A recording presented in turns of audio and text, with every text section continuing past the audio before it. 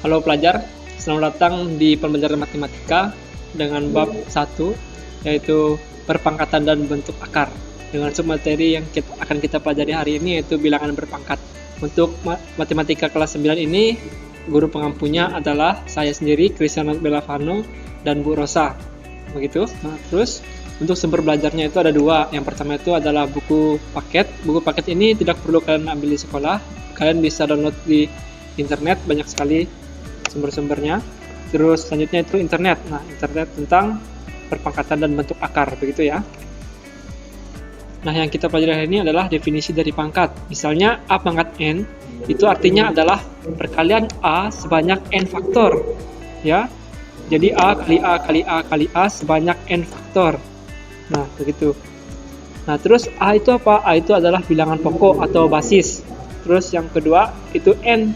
N itu adalah pangkat atau eksponennya. Nah, terus contoh dari definisi pangkat itu yang pertama.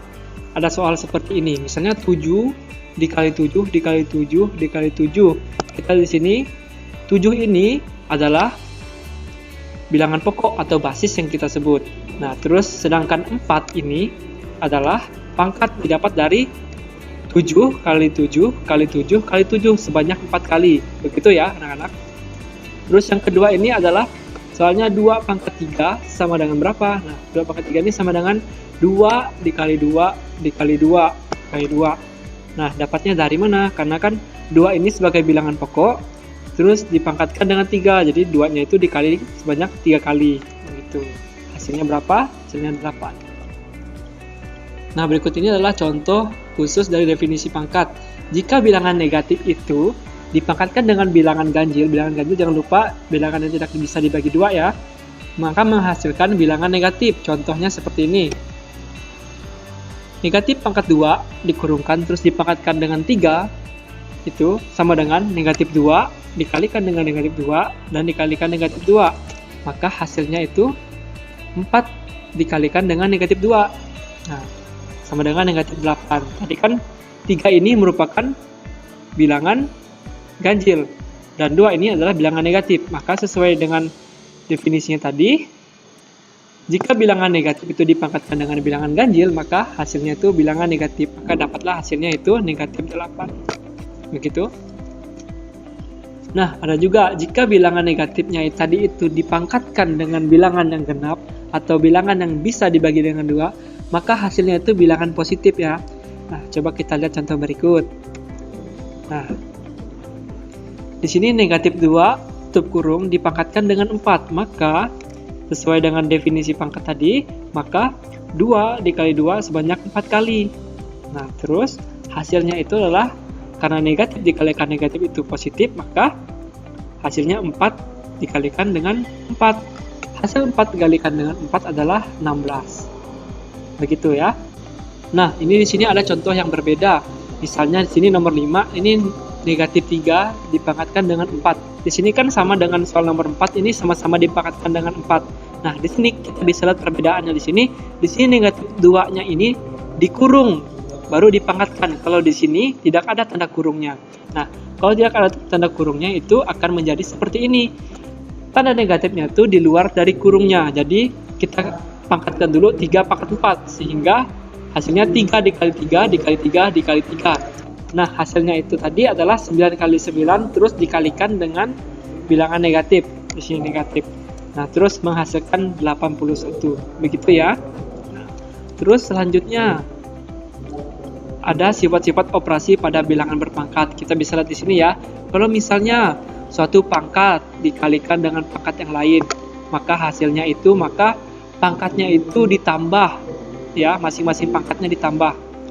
Terus kalau pembagian, misalnya ada bagi terus bilangannya pangkat juga, maka pangkatnya itu tinggal dikurang, tapi bilangan pokoknya tetap.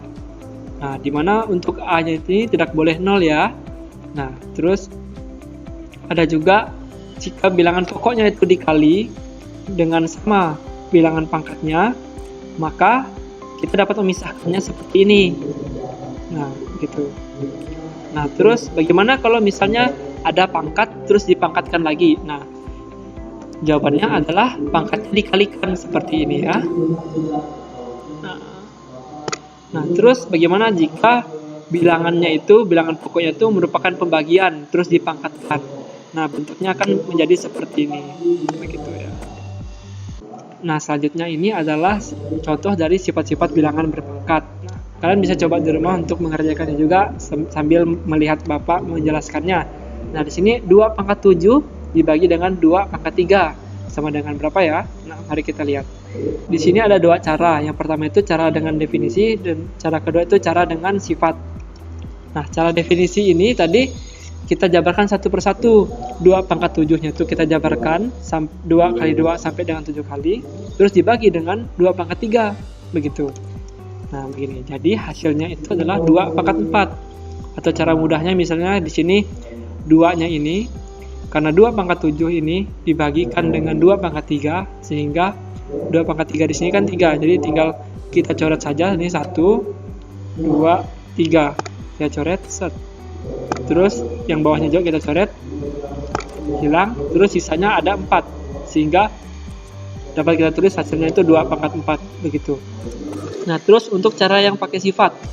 Nah, cara sifat ini sama seperti tadi, kalau misalnya bilangannya itu dibagi, bilangan pangkat itu dibagi, maka pangkatnya itu dikurang. Di sini kan bilangan pokoknya itu kan 2, terus bilangan pangkatnya itu ada 7 dan 3, sehingga kita kurangkan saja 7 dengan 3, sehingga mendapatkan hasil 2 pangkat 4. Begitu ya anak-anak.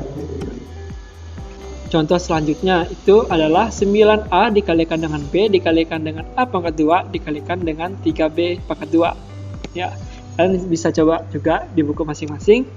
Kita lihat jawabannya. Nah, di sini kita kelompokkan terlebih dahulu. Mana yang A, mana yang B. Nah, di sini Bapak sudah mengelompokkannya. Di sini A sama-sama A, di sini sama-sama B. Lalu kita operasikan 9A ini dikalikan dengan A pangkat 2. Hasilnya 9A pangkat 3. Nah, terus untuk B ini, B dikalikan 3B pangkat 2. Hasilnya berapa? 3B pangkat 3.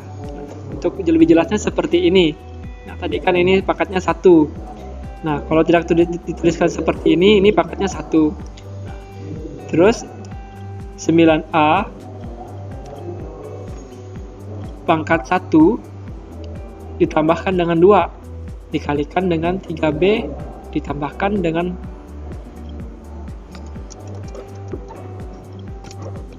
Nah, contoh selanjutnya bangsa.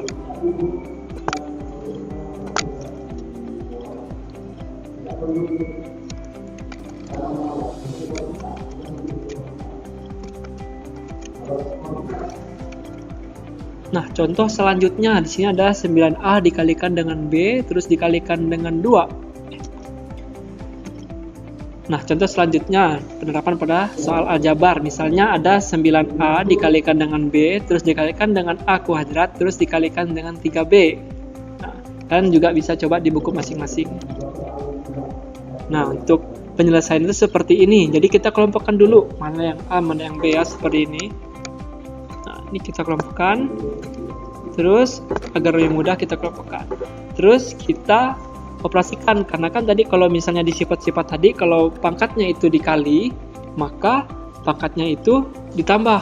Nah, maka 9A pangkatnya itu ditambahkan 1 ditambahkan dengan 2 dikali dengan 3B yang pangkatnya itu 1 ditambahkan dengan 2, maka hasilnya itu adalah 9 kali 3 sama dengan 27, dan A pangkat 3 kali B pangkat 3 itu sehingga mendapatkan hasilnya 27 A pangkat 3 dikalikan dengan B pangkat 3. Nah, contoh berikutnya itu adalah 22B pangkat 8 dikalikan 24B pangkat 11 dibagi dengan 48B pangkat 13. Nah, untuk penyelesaiannya kita bisa lihat di sini kita akan mengoperasikan ini terlebih dahulu, ya. Nah, selanjutnya kita bisa di sini, maka 22 dikalikan 24B pangkat 8 ditambahkan dengan 11 terus dibagi dengan 48B pangkat 3. Nah, kenapa jadi seperti ini? Itu disebabkan dari sifat perpangkatan tadi. sifat bilangan berpangkat yang mengatakan bahwa kalau bilangan pangkatnya itu dikalikan, maka pangkatnya itu ditambah gitu. Nah, didapatlah hasil dari tadi itu adalah 11B pangkat 19 dibagi dengan B pangkat 13. Ini sudah disederhanakan. Hasil dari 22 dikalikan dengan 24 ini dibagikan dengan 48. Maka hasilnya 11B pangkat 19 dibagi dengan B pangkat 13. Atau lebih sederhana lagi, kita bisa tulis.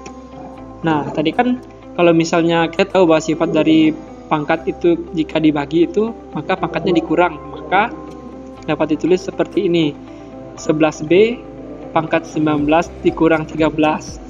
19 kurang 13 hasilnya 6. Nah, jadi hasil akhirnya itu adalah 11B pangkat 6. Begitu ya. Nah, untuk selanjutnya kalian silakan kerjakan soal-soal yang ada di video ini dan juga di Google Classroom yang sudah ada atau di video ya. Untuk soalnya itu sama. Bisa kalian lihat di sini. Begitu, sekian dari Bapak. Sampai jumpa di video berikutnya. Jangan lupa mengecek Google Classroom-nya. Terima kasih.